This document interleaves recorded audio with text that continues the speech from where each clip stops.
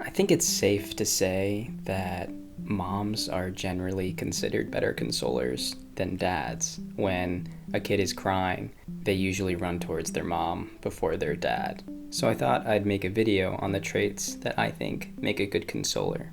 So I guess we can start off by thinking about what makes a bad consoler.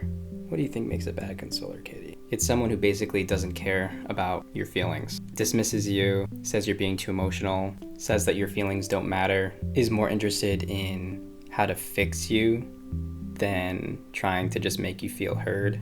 A good consoler, on the other hand, I think is somebody who just provides comfort, somebody who can hold you and make you feel loved and cared for and make you feel understood and heard, somebody who affirms your feelings even though they might not really make sense in the moment, but somebody who's just there for you and to make sure that you feel loved and cared for. I think when men get emotional, it oftentimes turns into anger or frustration. And when men try to console other men, a lot of times it just turns into this kind of negative feedback loop of saying, yeah, you're right to feel angry and frustrated, and we should do something about it, and kind of like stoking those flames of anger instead of trying to feed that anger. Just give them a place to vent and try to calm them down, because no one really makes the best decisions when you're really angry or frustrated. I think another interesting part of being a good consoler is how you console yourself. I think it's really important that people be gentle and nice with themselves,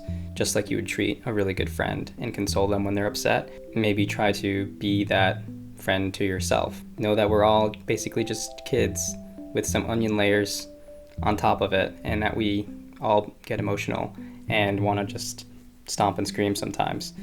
Allow yourself to feel without being too hard on yourself, because that can just make things worse or make you start to hate yourself or other bad things like that. So I guess my final thoughts on being a good consoler is, number one, that it's okay to be emotional. That if your partner is really upset, that's totally fine and natural and part of being a human. Just be there for them, listen to them, and try to make sure that they understand that they're loved. Number two, I think we could all be a bit better consolers to ourselves. Being more empathetic to yourself. Instead of shaming yourself, make sure that you're careful and gentle. And number three, I guess it's not stoking negative emotions or feeding into anger or stress, but try to be a relaxing, calm person for somebody who's going through an emotional time. So those are some of my thoughts on how to be a good consoler to yourself, your partner, and your friends, and anyone else that you interact with.